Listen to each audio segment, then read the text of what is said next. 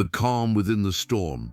There comes a moment in life when noise becomes too loud to ignore. Deadlines, pressure, conflict, and the constant chase for recognition. Slowly they start to drown your peace. You smile on the outside, but inside, something feels heavy. And in that silence between exhaustion and purpose, you begin to wonder, is there a way to stay calm, even when the world isn't? The Stoics would say yes. They believed peace was not the absence of chaos, but the mastery of it. They faced empires, betrayal, and loss, yet they remained unshaken, because they had trained their minds to obey reason, not emotion. You see, the office, the meetings, the stress, these are not your enemies, they are your teachers. Every challenge is a mirror, showing you where you still need to grow. Every irritation is a lesson in patience. Every disappointment, a chance to build strength that cannot be taken from you. If you feel tired of losing control, if you crave that quiet strength the Stoics spoke of, then this message is for you. This is your invitation to walk the path of calmness, one lesson at a time. And if you're truly ready to begin, write in the comments, "I master myself before I face the world," because that choice is where transformation begins. Lesson 1. The office is your training ground. Every morning as you walk into your workplace, you are not simply entering a building, you are stepping into the arena of the mind. The true battle is not against your tasks, your co-workers, or your deadlines. The real battle is within you, against impatience, irritation, fear, and ego. The Stoics understood this deeply. To them, every challenge was an opportunity to train the soul. Marcus Aurelius wrote, "The impediment to action advances action. What stands in the way becomes the way." In other words, the things that frustrate you the most are the exact tools life uses to forge your strength. So imagine this, you walk into work and the day immediately starts with chaos. Your boss demands results you're not ready for. A coworker criticizes your approach. Your inbox overflows. The average person feels attacked, disrespected, and defensive. But the Stoic sees something different: training. The Stoic knows that every difficulty is a form of weight to be lifted. The more resistance, the more strength gained. When you reframe your work as mental training, the meaning shifts. You are no longer a victim of your environment, you become a sculptor of your own character. The criticism you receive becomes a lesson in humility. The delays become exercises in patience. The misunderstandings teach you the art of communication. And every failure becomes an invitation to grow wiser, calmer, and more grounded. Epictetus reminded his students that it is not things themselves that disturb us, but our judgments about them. You cannot always control the outer world, but you can always control your inner response to it. This is where true power lies, not in changing others, but in mastering your perception. In the modern workplace, this perspective is revolutionary. Imagine if you began to see each meeting, each deadline, and each conflict not as stress, but as an exercise in virtue. The office transforms from a source of tension into a temple of practice. Every conversation becomes a lesson in patience. Every challenge becomes a test of composure. Of course, this mindset doesn't come naturally. It takes repetition, awareness, and courage. It's easier to blame others than to confront your own emotions. But as the Stoics believed, discomfort is the path to transformation. When you endure a hard day with grace, when you respond to disrespect with calm, when you choose discipline over complaint, you are training the highest part of yourself. The Stoics called this the art of living in accordance with nature, to accept what comes, act with virtue, and let go of what lies beyond control. Your workplace, with all its flaws, becomes the perfect place to practice this art. Because peace is not something found in silence, it is something forged in noise. So tomorrow, when you step into your job, don't wish for an easy day, wish for the strength to handle whatever comes. And when the test arrives, and it will, remember this: you are not here merely to work, you are here to grow. Lesson 2. Controlling the inner fire. Inside every person lives a fire. For some it burns wild, fed by anger, pride, or fear. For others it burns steady, glowing with purpose, discipline, and calm. The Stoics believe that emotional mastery is not about extinguishing the flame, but learning to control its heat. Seneca wrote, "No man is angry without reason, but he is not always right in his reason." What he meant was simple: emotion is not the enemy, misguided emotion is. Anger itself is just energy. Uncontrolled, it destroys. Directed, it strengthens. At work, that fire is tested constantly. Someone disrespects your effort. A coworker talks behind your back. A project you poured your heart into fails without recognition. The natural reaction is to explode or shut down. But the Stoic trains for that moment. He breathes, he pauses, he observes his own fire. Marcus Aurelius advised himself daily, you have power over your mind, not outside events. Realize this, and you will find strength. That sentence is a map to freedom, because as long as you think peace depends on others' behavior, you are a prisoner. But once you see that peace depends only on your perception, you become unstoppable. Picture the Stoic in a tense meeting. The air is thick with conflict. People raise their voices, defend their egos, blame one another. Yet there's one person sitting quietly, listening, calm but alert. Their silence is not weakness, it's strength disguised. They speak less, but every word carries weight. That person has learned to master the inner fire. This is not suppression, it's transformation. The Stoics never denied emotion, they simply refused to be ruled by it. When you feel anger, don't deny it. Feel it fully, but then ask, does this emotion serve me?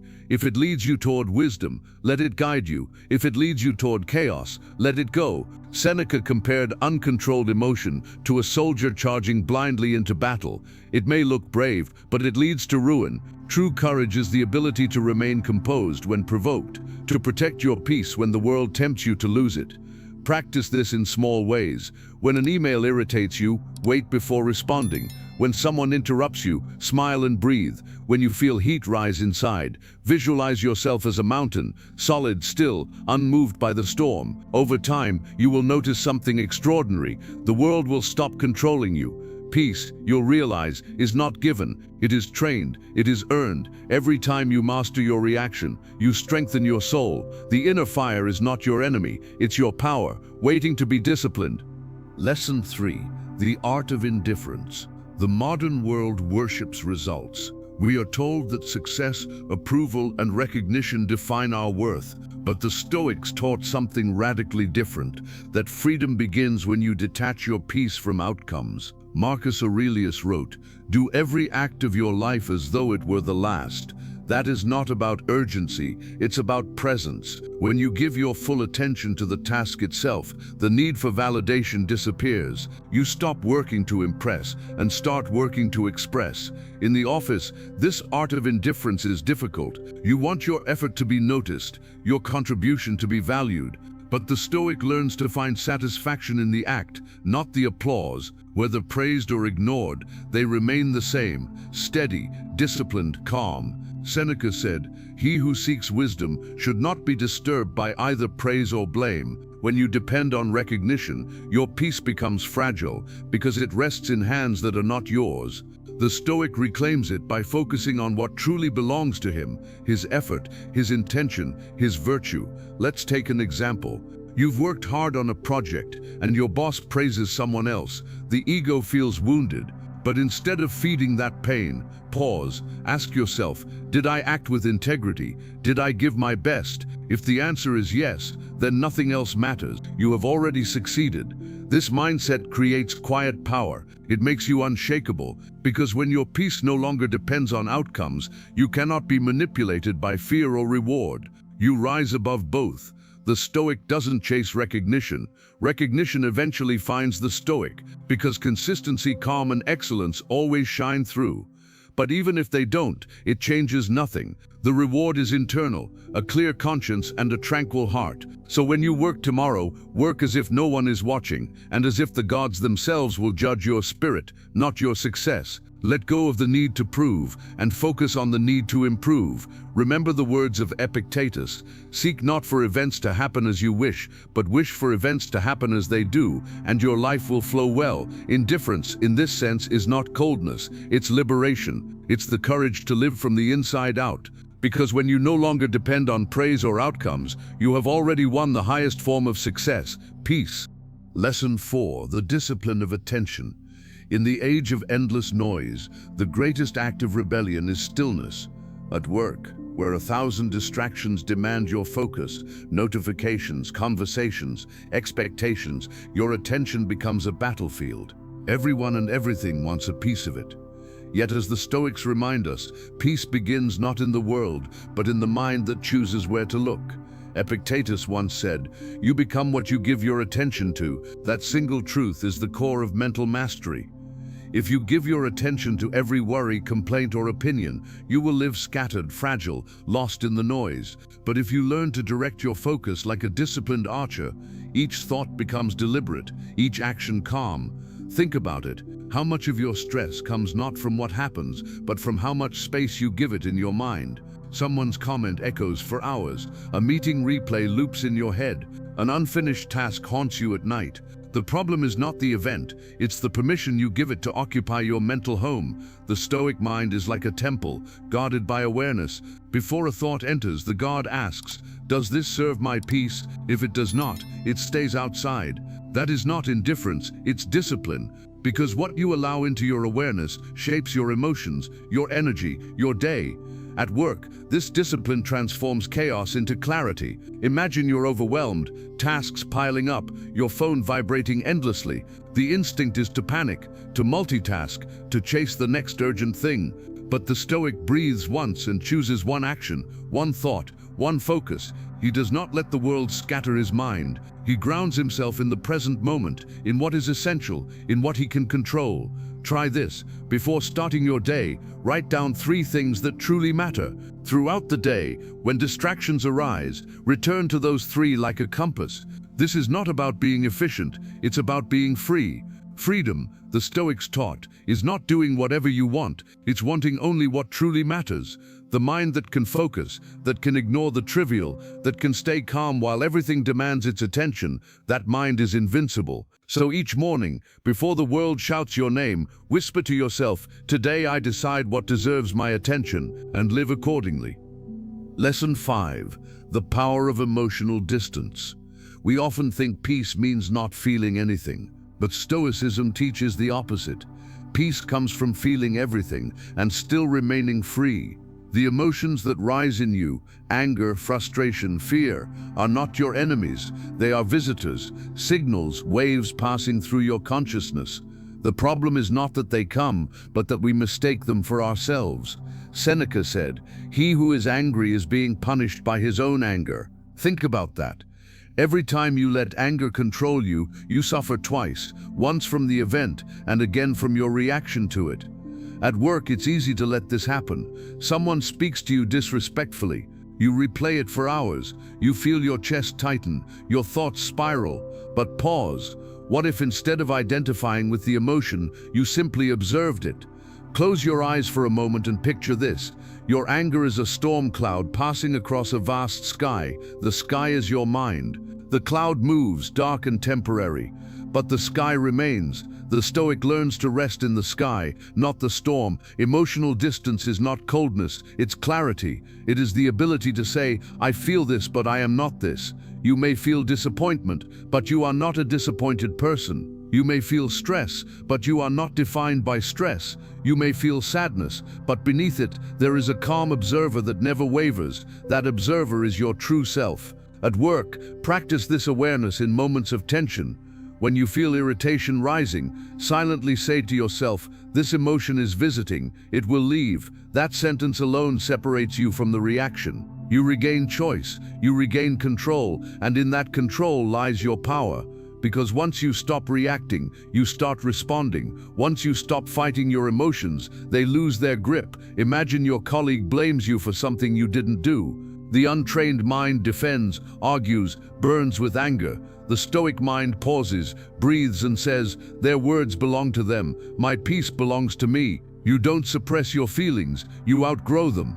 Each time you rise above an emotional wave, your strength grows. Each time you respond with calm instead of chaos, your mind becomes your ally. The Stoic doesn't seek to destroy emotion, but to guide it, to harness its energy without losing his balance. Remember this, emotional distance is the bridge between reaction and wisdom. When you cross that bridge, you don't lose your humanity, you discover it. Lesson 6. The Serenity of Acceptance. There is a quiet power that many never discover, the power to accept what is. Acceptance, in Stoic philosophy, is not passive, it is active alignment with reality. It's the wisdom to say, this is happening, now how can I use it?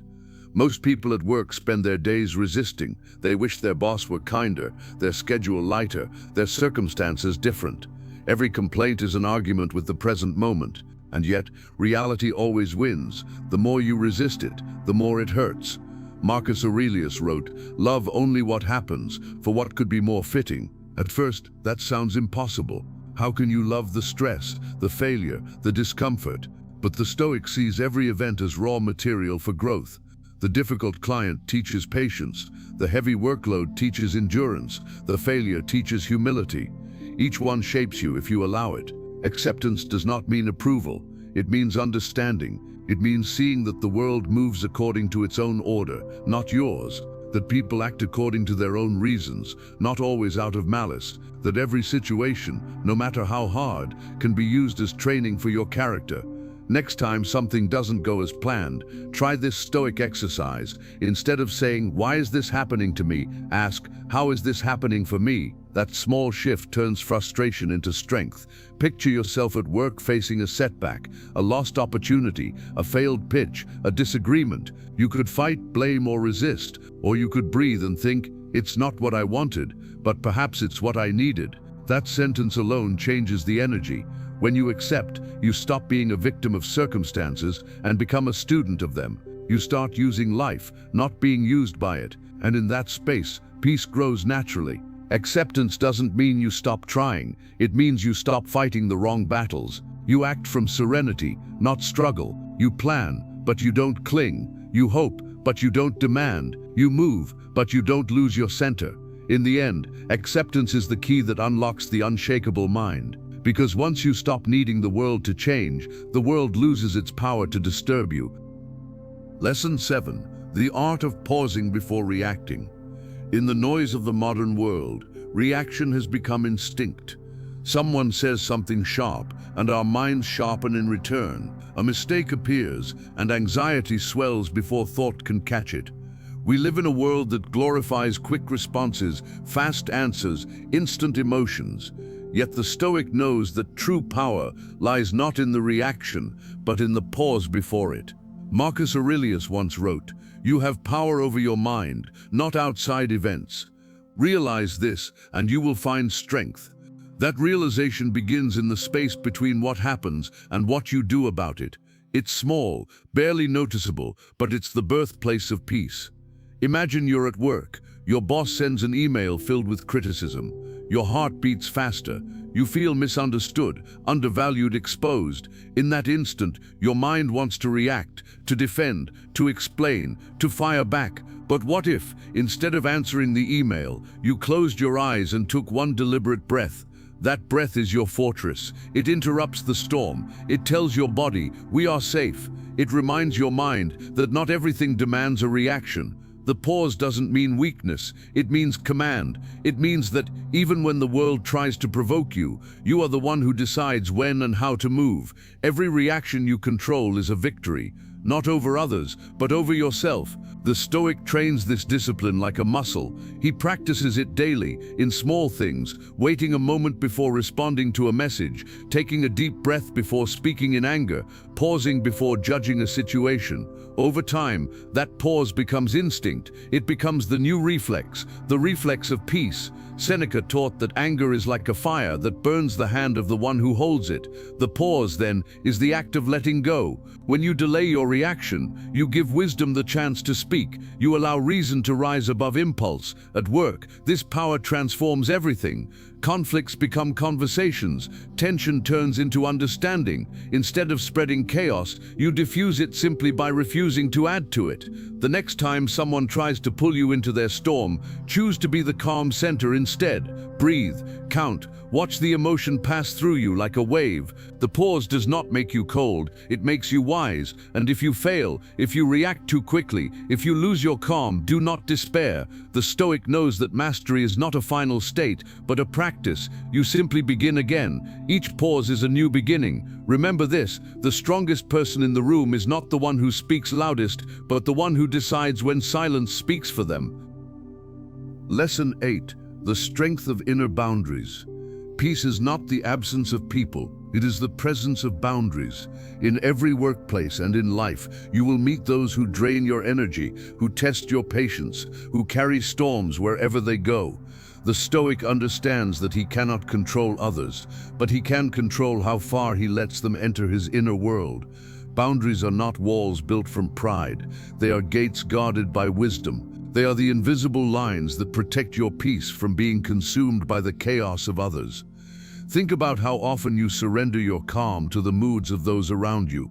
A colleague complains for an hour, and suddenly your day feels heavier. A manager's frustration becomes your anxiety. A friend's negativity lingers in your mind long after they've left. Without realizing it, you've opened your gates too wide. Marcus Aurelius wrote, "If you are distressed by anything external, the pain is not due to the thing itself, but to your estimate of it, and this you have the power to revoke at any moment." Boundaries are the act of revoking that power from the world back to yourself. At work, this might mean saying no when your plate is already full. It might mean stepping away from gossip instead of joining in. It might mean ending your day at a certain hour without guilt. Each small boundary is an act of self-respect, but emotional boundaries go deeper. They mean learning not to internalize what others project. When someone criticizes you unfairly, you can remind yourself their words belong to them. When someone is angry, you can observe without absorbing. Their storm does not have to drown you. Visualize your mind as a clear lake. When someone throws a stone, an insult, a complaint, the ripples appear.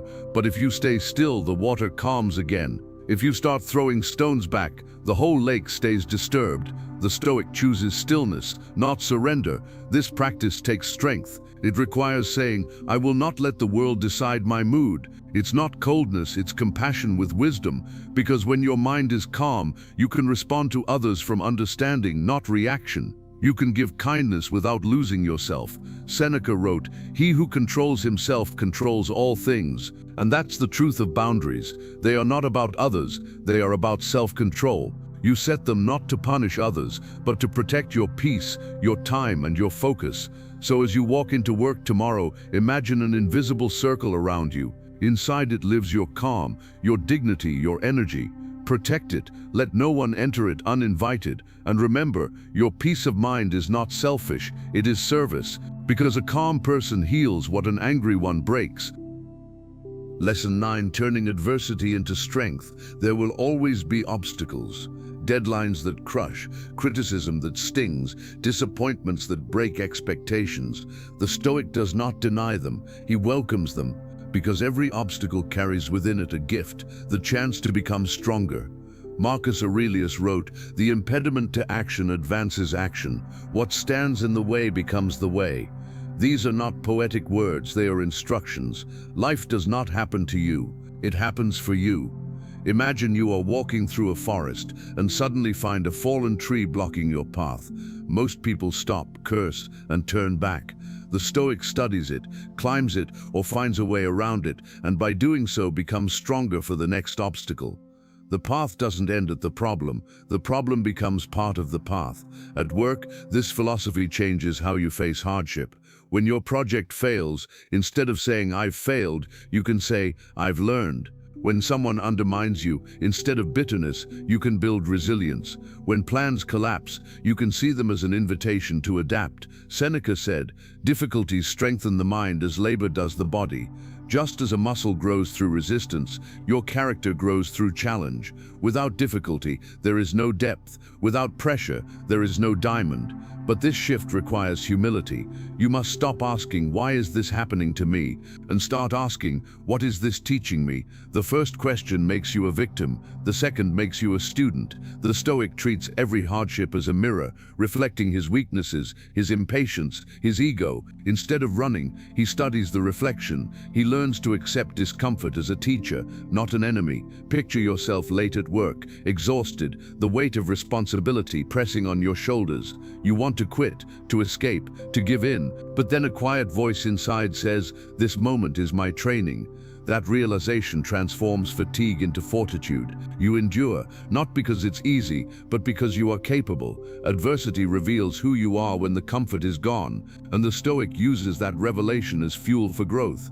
Every hardship you overcome is a line carved into your soul, a reminder that peace is not found in ease, but in mastery of the storm. So when the world tests you, smile gently and whisper, "Thank you. You are showing me how strong I can be." That is amor fati, the love of fate. It's not about loving pain, but loving the strength it builds within you. The Stoic doesn't wait for perfect days. He creates peace within imperfect ones, because the truth is, peace is not the absence of difficulty, it is the skill of turning difficulty into wisdom. And when you live this way, no obstacle can truly break you. It may bend you, but it will never destroy you. Lesson 10. The discipline of attention. The greatest currency of our age is not money, it is attention. In a world built to distract you, your ability to focus has become an act of rebellion.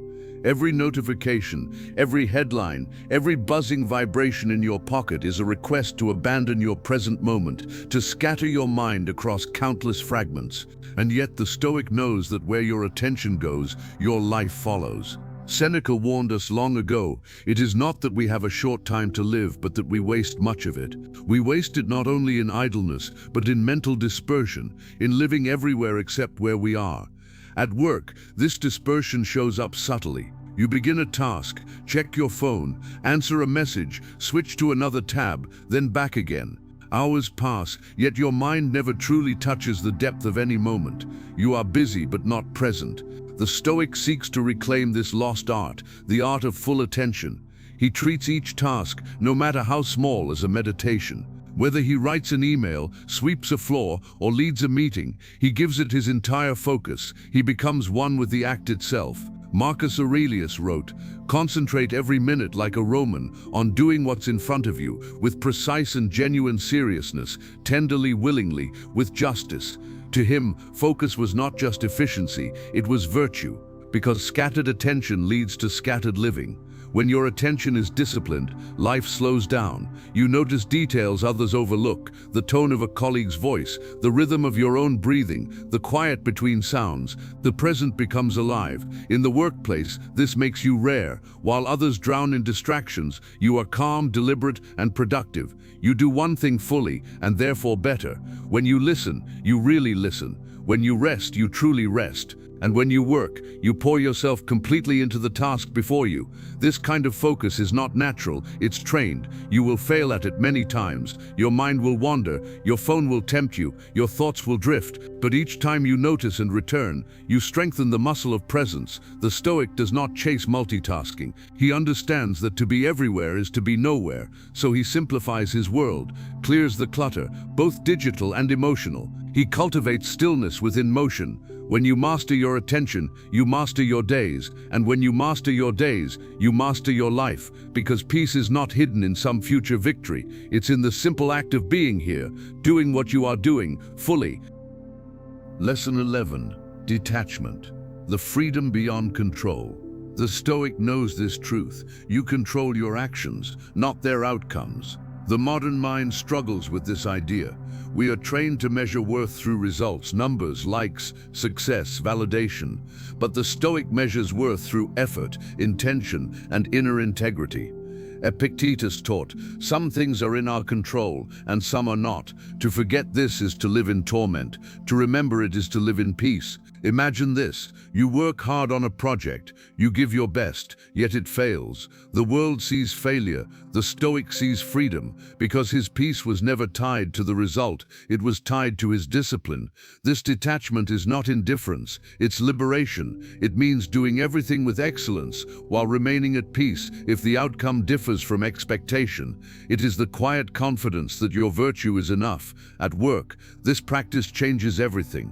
You no longer crumble under criticism or inflate under praise. Both become passing winds. You remain centered.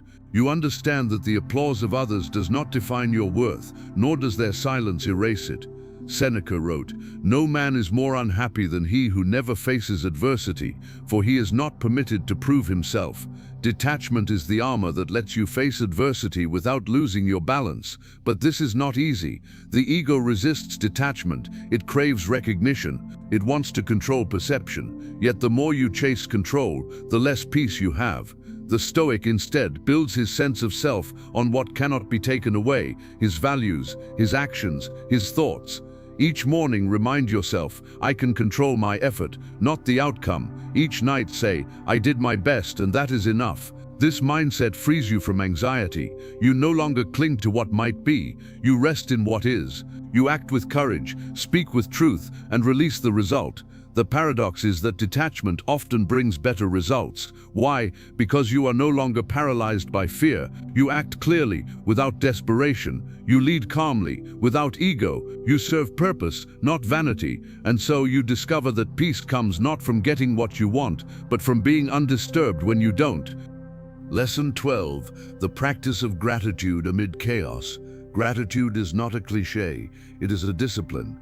In the Stoic path, it's the antidote to despair, the remedy to comparison, and the foundation of peace. Marcus Aurelius began many of his reflections by thanking those who shaped him, his teachers, parents, even those who challenged him.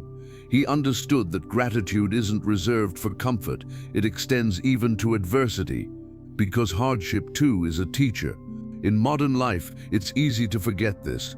The mind is trained to seek what is missing, to chase what's next, what's newer, what's better. But gratitude shifts the lens. It reminds you that you already stand amid abundance. Think about your typical day at work. You wake, rush, stress, perform, and rarely pause to acknowledge the small mercies, the warmth of coffee, the stability of your job, the chance to think, to breathe, to grow. These are miracles disguised as ordinary.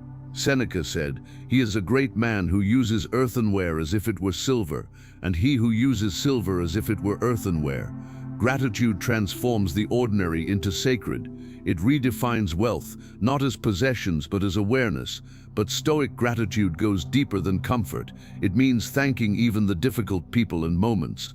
Thank the colleague who tests your patience. They are sharpening your virtue. Thank the stress. It is training your endurance. Thank the stress. It is training your endurance. Thank the failure. It is teaching humility. This is the alchemy of gratitude, turning what hurts into what helps. Each night, the Stoic reflects, what did I receive today? What did I give? What did I learn? Through this reflection, he converts chaos into wisdom. The heart grows calmer because it stops fighting reality. It embraces it. In the workplace, gratitude also builds resilience. A grateful mind doesn't collapse when plans fail. It adapts. It finds something to learn, something to value. Gratitude grounds you when everything else spins. To live with gratitude is to walk through life awake. It is to see beauty where others see routine. To find peace not after success, but during struggle. Because gratitude is not about having more, it's about needing less. Lesson 13. The eternal return. Living each day as if it were forever. Imagine waking up tomorrow and realizing that this very day, the conversations you have, the thoughts you think, the actions you take will repeat forever. Would you live it differently? This is the thought experiment of amor fati, the love of fate. It challenges you to embrace not only the highlights of life, but every mundane, painful, and imperfect moment as necessary and meaningful. Friedrich Nietzsche later echoed this ancient Stoic idea in his vision of eternal recurrence, but its roots go back to Epictetus and Marcus Aurelius. The Stoics asked, if this moment were to last forever, would I act the same? At work, this mindset transforms your approach. You stop waiting for the next opportunity or the better time. You realize this is it, this meeting, this task, this small act of integrity. It is your life. Marcus Aurelius said, do not act as if you were going to live 10,000 years. Death hangs over you. While you live, while it is in your power, be good. To live each day as eternal means to live consciously. You choose your words carefully. You speak with honesty. You act with purpose. You stop rushing through time and start inhabiting it. This practice burns away triviality, petty arguments, impatience, resentment. They shrink in the face of eternity. Because if this moment will echo forever, How do you wish to meet it? With anger or with grace? With fear or with courage? The Stoic doesn't wait for peace. He brings peace to the moment he's in. He works not for applause, but for alignment. His reward is not in recognition, but in the quiet knowledge that he lived rightly, even if no one saw. When you live as if this moment will last forever, you stop postponing your best self. You realize that meaning isn't hidden in the future, it's woven into what you're doing right now. So tonight, when the day ends, whisper to yourself, if I had to live this day again and again, would I be at peace with how I lived it? If the answer is yes, then you have touched the essence of Stoic mastery, because eternity is not a distant realm, it is this moment, lived fully, wisely, and with love for fate. Lesson 14. The power of acceptance.